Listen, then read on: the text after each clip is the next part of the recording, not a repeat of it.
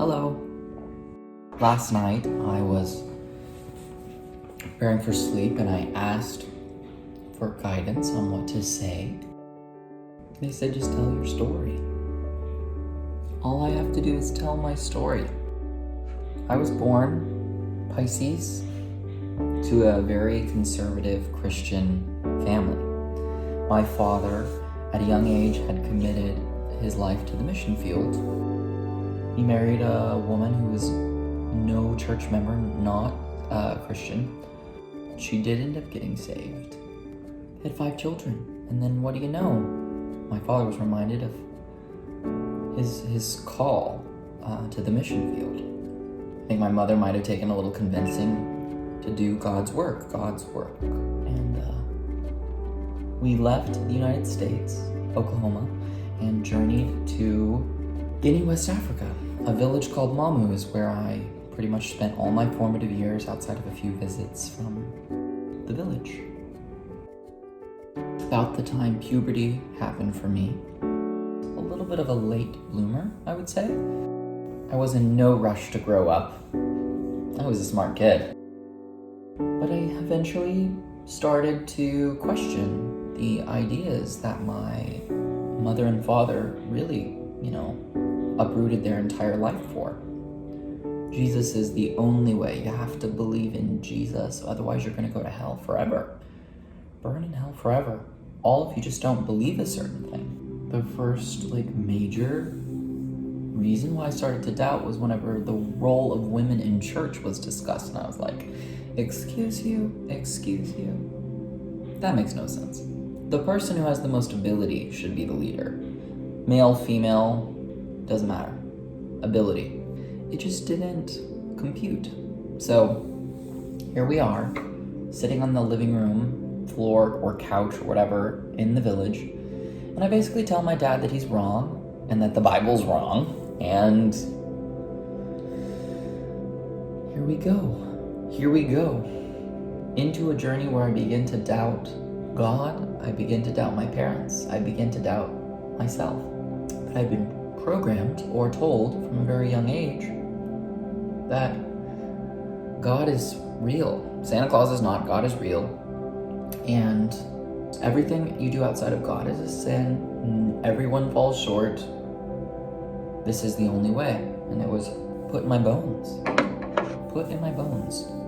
So I'm this child who is really not a fit for this particular religious faith for a lot of reasons that I didn't know at the time, but I started developing severe pain in the left side of my head. I would be like this pretty much anytime I wasn't moving. I would end up doing this kind of a number to kind of put pressure. It's not pleasant. So we returned to the States.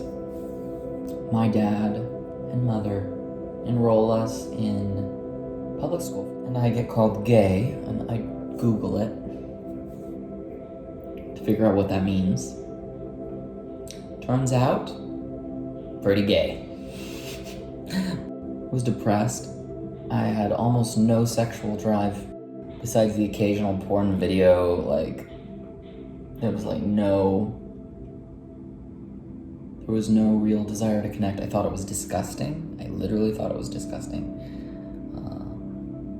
Butts. What? Ew. I was miserable. And so lonely. And so confused. And hurting.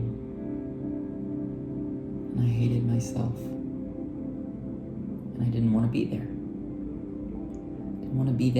I didn't want to be me. I didn't want to have the feelings I had. I didn't want to have the life that I had been given. I missed all the opportunities of my peers to grow up in the US. I didn't get to be in band. I didn't get to be in sports, which I'm actually fucking athletic. Who knew? I didn't get to do all these things. I missed out, and it was too late. It was too late.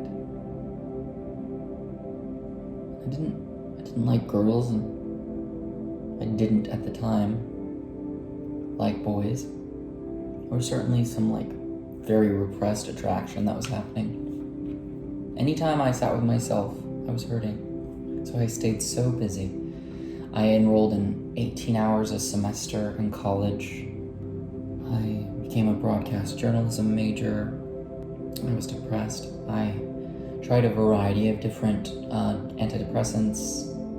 It was really antiquated. Part of being Oklahoma is you're not really on the cutting edge. Perhaps the doctor I had is just an exception, but I don't know. There were certainly better options, and I did not get the greatest one. It didn't really help with the pain. Plus, pain pills don't really treat the cause of the condition. They just make you not feel it, but it's still damaging you, and that was something that I could just never rectify in my life. Wait a minute, this doesn't actually help me, it just makes it so I don't feel that it's happening, and that just felt completely wrong. I took these medicines, I tried fasting, I tried praying, I tried going to church. Through sheer force of will, I pushed. I was closed off, I had no idea who I was depressed. Quite the cheery story. After college, I moved to Austin because I wanted to work in film. And I lived in a lot of different places. I had a lot of different jobs, and nothing ever made sense. I was so sad, I would cry alone in a closet. Even though I started to come out, sexually. I slept with hundreds of men.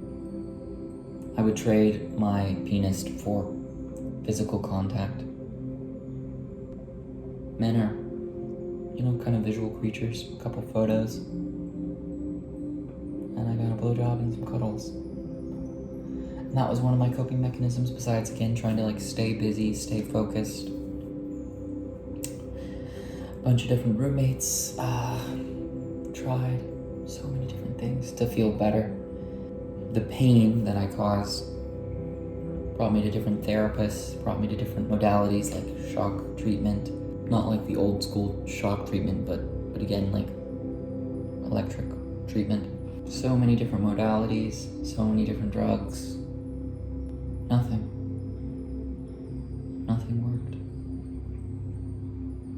Nothing worked. So, as fate would have it, I fell in love with a man who, at the time, I don't really know him anymore, so again, this is the past. I met someone who I was very attracted to, who was full of potential and smart, and like me, came from a household with lots of resources, but, he was sad. And whenever alcohol and Ambien and a gun, when those three things were mixed together, I couldn't handle it because I loved him, right? I truly loved this man. The way he smelled is still just it's unbelievable. My moon is in Taurus, apparently that's the thing, I don't know, but so obsessed with the scent. It was love, obsession, it was all of it. He was me. I couldn't stand the fact that he could hurt himself. I couldn't understand it. Ugh, my heart breaks. All of the me that I used to be, and that situation, it was so tragic. But that did not end well, as you can imagine. That did not end well, and I was left more abandoned, more confused. But there was this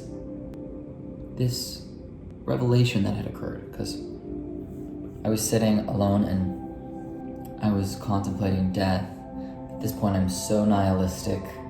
Nothing matters. I'm numb to keep myself from feeling. But anytime a feeling broke through, I just wanted to escape from it. I wanted to die. I I wanted nothing to do with his life. But yet I persisted somehow, and I had a very nihilistic thought. If there's no point to anything, what's the point in killing yourself? How clever, brain. I just sort of was numb and depressed and just like, what the fuck? I ended up falling into yoga. I'd been introduced in yoga in college by a lovely professor. Thank God. I don't know if I'd be here without these little gems that people offer you when you're younger. They're important. Films like The Matrix, little glimpses of what could be, what was possible. Thank you. Thank you to all of those people. Thank you. So here we are. I had that thought. I fall into yoga so much because in the middle of yoga, I was able to just be present and still and aware and focused, and I didn't suffer. So I would do it for several hours a day sometimes, to the point where my joints actually started to not dig it. I started to force myself into postures, not a strength-based pose, but a very like forced joint stacked kind of like obsession. At this point I was also obsessed with my diet and totally vegan, like no carbohydrates, like orthorexia kind of a situation, just like a health nut. Anything that I could do to try to control and feel better, I was doing. My body couldn't handle it. I was way too hard on myself. It was wiping me the fuck out. So I had to slow down on the yoga. And in the process, my anxiety just went, because yoga and staying busy at whatever company I was working at the time, that wasn't working for me anymore. That coping mechanism was no longer. My anxiety just shot through the roof. I went to the ER thinking I was dying. They just ended up giving me like a tranquilizer.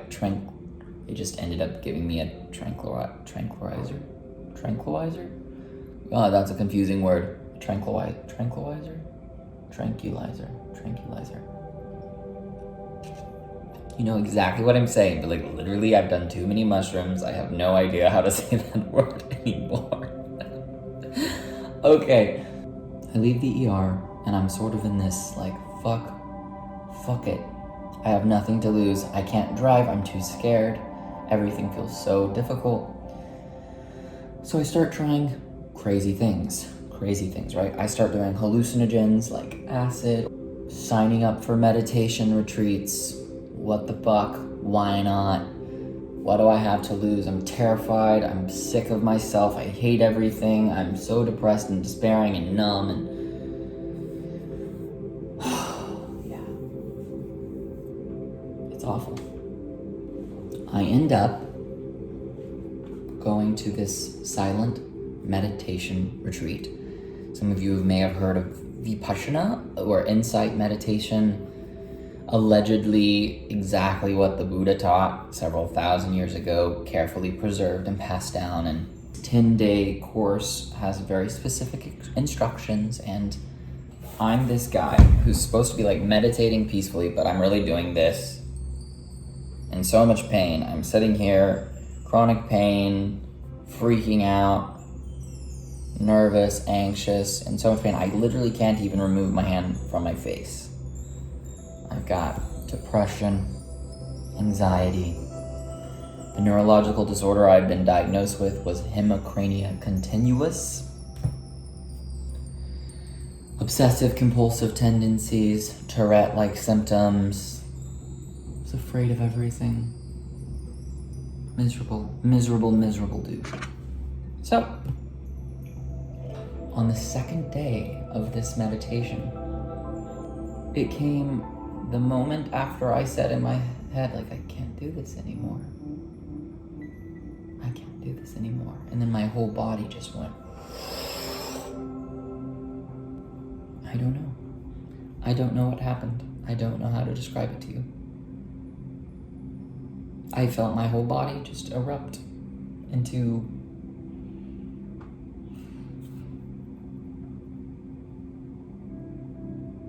tiny arising and passing away bubbles. Little, just like my whole being. It's like goosebumps on heroin. I have no idea what happened. But on the 9th day, I have my breakthrough. I fight. And on the 9th day, I understand for the first time what it is to be with a sensation, mental, physical, spiritual, emotional, whatever kind. And I'm aware of it, and I don't desire for it to change. I'm aware and equanimous with the sensation. All of the pain, all of the terror, all of the negative emotion, all of it, it comes up into our present experience. We feel it in our body and somewhere. For me, it was almost all here. Of course, other things are happening, but this one is so loud that there's nothing else. And I find a way to become aware of it and equanimous to it. There are tears, pain, but I'm able to stay with it and not look away and not ask it to be anything other than it is.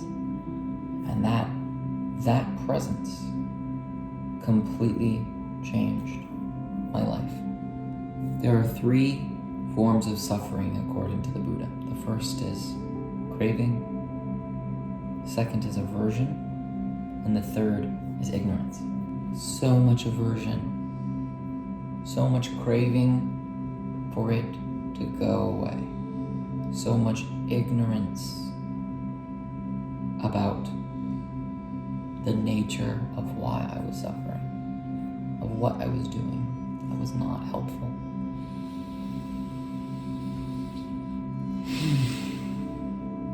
My life reset after that. Of course, I still had a myriad of ailments and conditions, but that was the beginning of the end of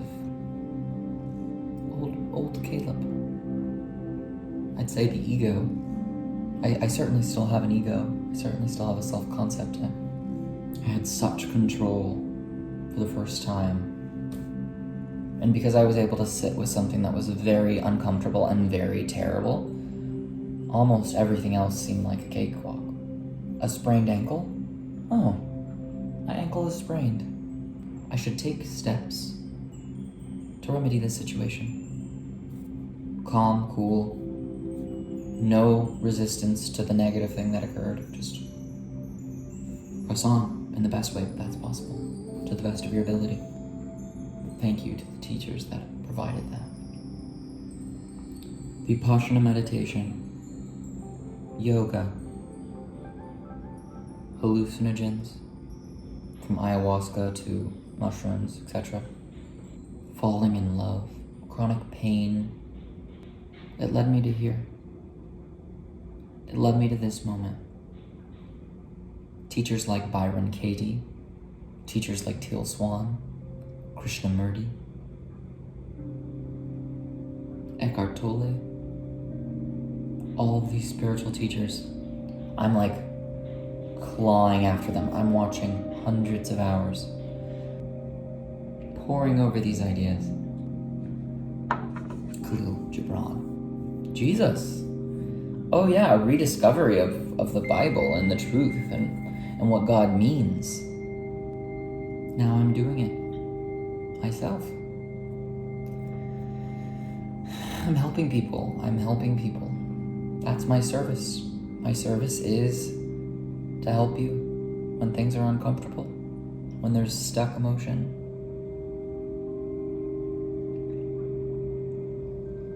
I'm not going to do anything to patch the problem. That's not my medicine. We go to the root of it. We point it out. We figure out how to change. Demon possession, severe alcoholism, suicidal ideation. This is just one person. that I've worked with. It doesn't matter. It doesn't matter. What is it? Heartbreak? Pride? Powerlessness? The Salve of the Serpents is about snake medicine, the medicine of aversion. You don't want to be bitten by the snake, but you were. It is. And it's exactly what should be happening to you. Exactly. And there are reasons why. There are reasons why you feel exactly the way you feel. You're supposed to be feeling it because you are. Book a session if you want to go into it. It is possible. It is possible to be aware and equanimous, to understand, to be with yourself as it is and not want it to change, and to understand it and to learn and to hear its message. It is possible. No guarantees that you won't be drinking wheatgrass at the end of this. You may have to do some crazy shit to get to where you want to be. But there is somewhere you want to be, isn't there?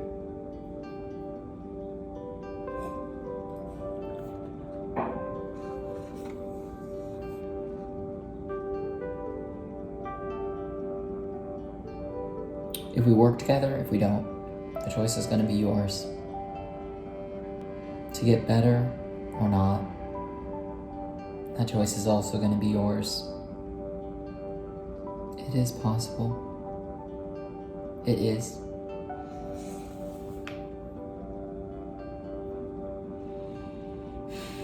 I know it's hard. I know it's painful. Trust me.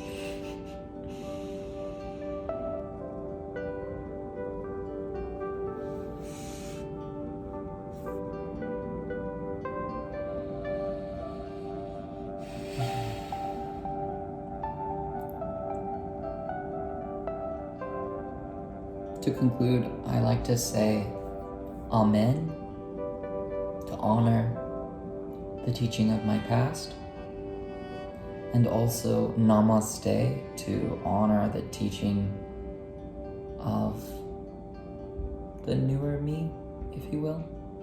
Old me, new me. So I actually mix them together. Amen, Namaste. Amen, Namaste. That's what I say.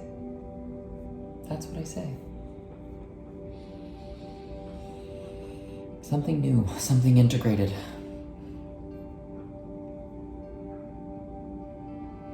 Something new. Change. Change. It is the nature of this existence, so let's surrender to it. Let's surrender to it. I love you. I'm here. I'm here. Good luck.